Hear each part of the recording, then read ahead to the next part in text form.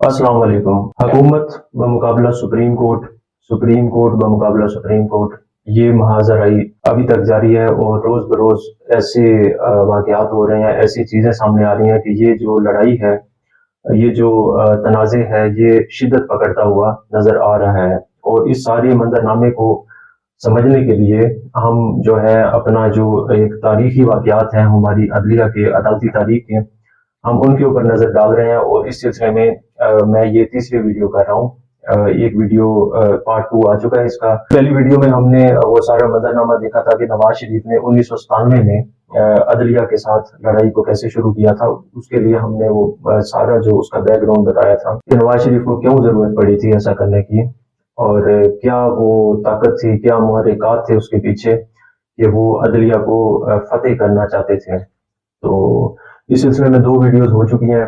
अब ये तीसरी वीडियो है, इसको आप पार्ट 3 कह सकते हैं इस सिलसिले का या इस सीरीज का। इसमें हम जो आगे वाली वीडियो करेंगे उनमें भी काफी इंटरेस्टिंग वाकयात हैं जो आप जब देखेंगे सिर्फ जजेस के नाम जो है वो बदलने पड़ेंगे, बाकी वाकयात आपको वैसे ही नजर आएंगे जैसे आजकल चल रहा है। हुकूमत तो वही है। तो आज की वीडियो में जो हम अकाउंट बयान करने वाले हैं वो उन वाकयात के अंदर मतलब एक आई विटनेस आप कह सकते हैं और फर्स्ट हैंड इंफॉर्मेशन कह सकते हैं जिनके पास थी। Senior कानूनदान SM. जफर साहब, जो किसी तारुफ के मोहताज नहीं है, बैरिस्टर अली जफर साहब के वो वालिद हैं और बहुत ही जो हाई प्रोफाइल केसेस हैं पाकिस्तान के, उनमें बैरून मुल्क भी पाकिस्तान की नुमाइंदगी कर चुके हैं।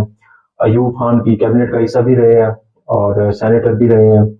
उन्होंने वो जो ये 97 वाला बहरान था, उसमें वो तौहीन अदालत का जो केस था नवाज शरीफ के खिलाफ, जो सैयद सिजाद अली शाह की अदालत में चल रहा था, उसमें ये नवाज शरीफ के वकील भी थे। तो चूंकि वो अहम मीटिंग्स में, मुशावरत में, सारी चीज़ों के अंदर शरीक होते रहे हैं, तो उनका जो अकाउंट है बहुत ही ऑथेंटिक समझा जाता है और बड़ी काम की बातें उन्होंने लिखी हुई हैं। इस सिलसिले में आज जो वाकयात मैं इस स्टोरी के अंदर शेयर करूंगा वो उनकी किताब जो है, उन्होंने काफ़ी वैसे किताबें लिखी हैं, लेकिन जो अभी मैं शेयर करने वाला हूँ वो उनकी जो बुक है अदालत में सियासत। ये इसमें से मैं लूंगा जो यहाँ पे मैं शेयर करने लगा हूँ। इस बुक में जो उन्होंने बयान किया है वो आपके साथ शेयर करूंगा। वो बहुत ही इंतहाई अहमियत की हामिल चीज़ें हैं। वो आपको ये बताएंगी कि जजेस जो थे, जो धड़े आपस में थे, जिनके आपस में उस टाइम बयानात आ रहे थे एक दूसरे के खिलाफ, वो उस वक्त क्या सोच रहे थे और करीबी और नुमाया अहम लोगों के साथ वो क्या शेयर कर रहे थे, ये हमें पता चलेगा जब हम ये अकाउंट बयान करेंगे। तो सबसे पहले तो ये लड़ाई शुरू हुई, पिछली वीडियोस में तफसील से मैं बयान कर चुका हूँ कि अगस्त 1997 में जजेस सुप्रीम कोर्ट में जजेस की तैनाती के मामले से शुरू हुई, जब चीफ जस्टिस के अख्तियारात जो थे उनको डिफाई किया वजीर आजम नवाज शरीफ ने। डिफाई करने की वजह क्या थी वो मैंने आपको बता दी कि एक ऐसा जज था लाहौर हाई कोर्ट का जिसका नाम मुनीर शेख था, जो इत्तेफाक फाउंड्री या शरीफ खानदान के जो कारोबार थे उनके खिलाफ लाहौर हाई कोर्ट में फैसले दे चुका था। तो चीफ जस्टिस ने उन्हें जो था उनका नाम भी उन जजेस में रिकमेंड किया था जिन्हें वो तैनात करना चाहते थे सुप्रीम कोर्ट में, और हुकूमत ने वो तैनाती बाद में उसकी जो थी मंजूरी देनी थी। लेकिन जब वो जज का नाम आया तो हुकूमत ने उसको मतलब मसला बना लिया, इशू खड़ा हो गया और हुकूमत ने नोटिफिकेशन निकाला, जजेस की तादाद कम कर दी। ये वाली सारी चीजें मैं तफसील से बयान कर चुका हूँ। यहाँ पे जो है 2 मुलाकातें की थी एस.एम. जफर साहब ने, जो दोनों धड़ों की आपस में महाज आराई थी, 2 जजेस 2 धड़ों की सुप्रीम कोर्ट में 1997 में। उसके जो नुमाया किरदार थे उनके साथ एस.एम. जफर साहब ने मुलाकातें की थी और उन्होंने इन मुलाकातों का जो अहवाल था उस टाइम अपनी डायरी में लिखा था, बाद में उसको रिप्रोड्यूस किया अपनी बुक अदालत में सियासत। ये जो मैंने आपको बताई है इस बुक के अंदर उन्होंने ये वाला लिखा है। और इसमें मैं आपको बताता हूँ कि जो उस टाइम के सीनियर तरीन जज थे जस्टिस अजमल मियाँ साहब, और उस वक्त के जो चीफ जस्टिस साहब थे सैयद सिजाद अली शाह साहब, उनके क्या तासरात थे और वो कैसे सोच रहे थे, ये वाला मैं आपको उनकी बुक से पढ़ के सुना देता हूँ।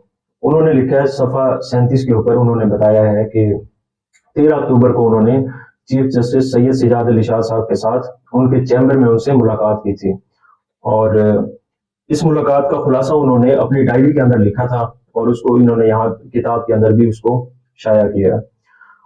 وہ جو انہوں نے لکھا ہے وہ میں آپ کو پڑھ کے سنا دیتا ہوں. وہ کہہ رہے ہیں کہ چیف جسٹس تھکے ہوئے دکھائی دیتے تھے. انہوں نے کہا کہ تمام ججوں کو معلوم تھا کہ میں کیا کر رہا ہوں. ان کا اشارہ اس درخواست کی طرف تھا جس میں سپریم کورٹ کے دوسرے ججوں نے یہ اعتراض کیا تھا کہ چیف جسٹس ان کی رائے لیے بغیر سپریم کورٹ کے فیصلے کرتے جا رہے ہیں.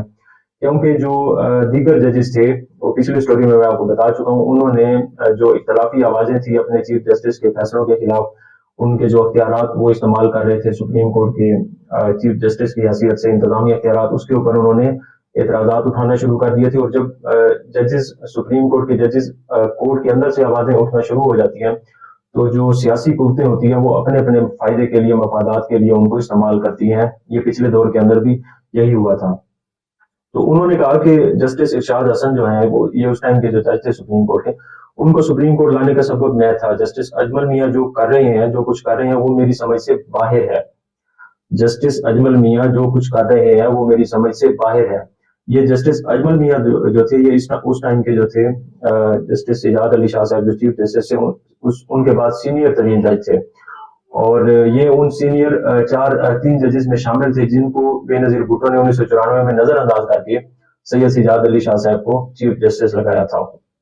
یہ چوتھے نمبر میں تھے سینیارٹی پر, لیکن بے نظیر بھٹو نے ان کے جو نوٹس تھے سید سجاد علی شاہ صاحب کے, ان کو دیکھ کے ان کو چیف جسٹس لگا دیا تھا, تین کو بائی پاس کر کے آؤٹ آف ٹرم. اور یہی جو کمزوری تھی, یہ موجودہ چیف جسٹس کی ایسی کوئی کمزوری نہیں ہے عمر عطا نجار صاحب کی, لیکن جو سید سجاد علی شاہ صاحب تھے ان کی یہ کمزوری تھی جس کا فائدہ اٹھایا تھا بعد میں حکومت نے.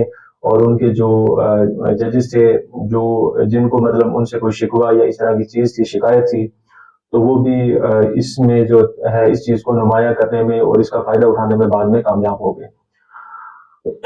تو یہ مطلب اہم چیز تھی اس ملاقات کے اندر جو ایس ایم ظفر صاحب کے ساتھ جو تھی وہ ملاقات میں سجاد علی شاہ صاحب نے انہیں بتائی تھی 13 اکتوبر کو. اور اس گفتگو کے بعد ایس ایم ظفر صاحب نے کومنٹ کیا تھا اس ملاقات کے اوپر. انہوں نے یہ لکھا تھا کہ سجاد علی شاہ جنگ پر آمادہ دکھائی دیتے ہیں, مطلب جنگ کے لیے وہ تیار ہیں. یہ انہوں نے کومنٹ کیا تھا, یہ ان کا اپنا تبصرہ تھا. اس کے ایک ہفتے بعد 20 اکتوبر 1997 کو یہ جو جسٹس اجمل میاں صاحب ہیں جو سینئر ترین جج ہیں جنہوں نے سجاد علی شاہ صاحب کی غیر موجودگی میں فل کورٹ ریفرنس بلانے کا اعلان کیا تھا, تو ان سے انہوں نے ملاقات کی ایک ہفتے بعد 20 اکتوبر 1997 کو. وہ ملاقات جو ہے اس کے بارے میں انہوں نے لکھا ہے کہ جب میں نے ان سے ملاقات کی, ایس ایم ظفر صاحب کہتے ہیں, تو وہ بھی سخت نالاں دکھائی دیے. اگرچہ انہوں نے کہا کہ وہ کسی تنازع میں نہیں پڑیں گے, لیکن ان کے خیال کے مطابق سجاد علی شاہ اپنی حدود سے تجاوز کر رہے تھے.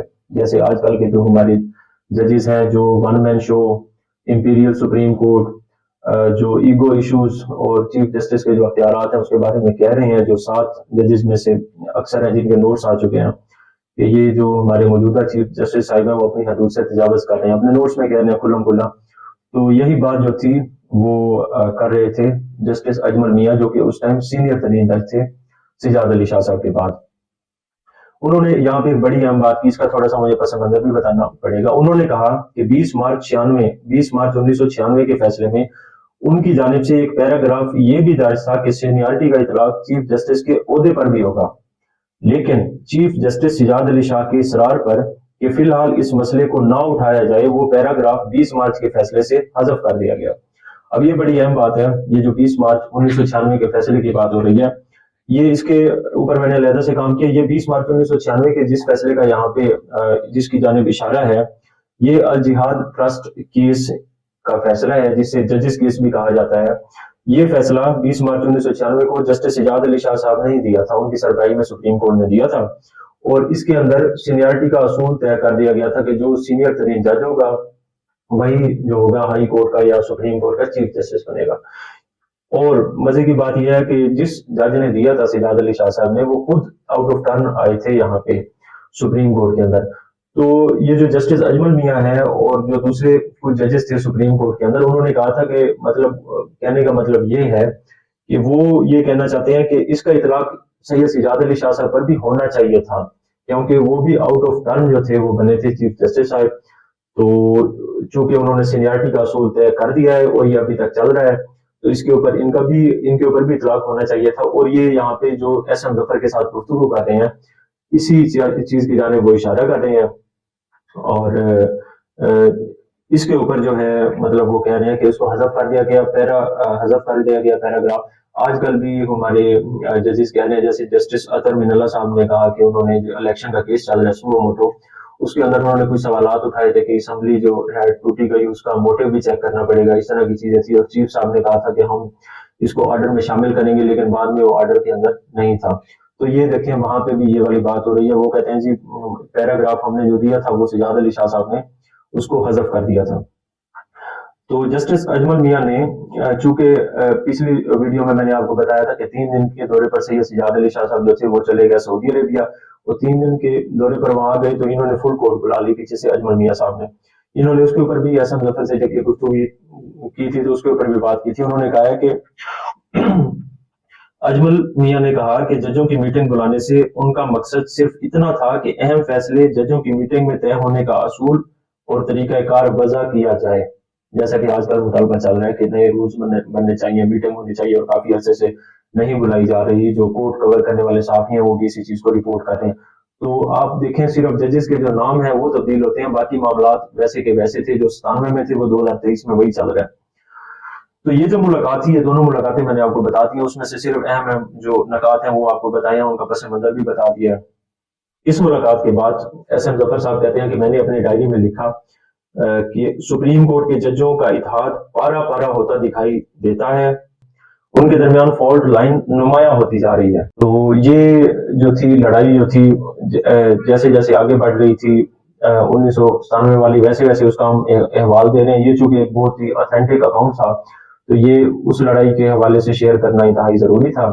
और अगली जो वीडियोस हैं उसके अंदर हम इसी ये जो 97 वाला बहरान था इसके हवाले से इंशाल्लाह ताला बड़े जो हैरान कुन और दिलचस्प हकाइक होंगे और ऑथेंटिक हवालों के साथ वो आपके साथ शेयर करेंगे। और आपको ऐसे लगेगा जैसे कि ये मौजूदा जो तनाज़े चल रहा है, जो अदालती बहरान है, ये बिल्कुल उसी स्क्रिप्ट के ऊपर ये सब कुछ हो रहा है।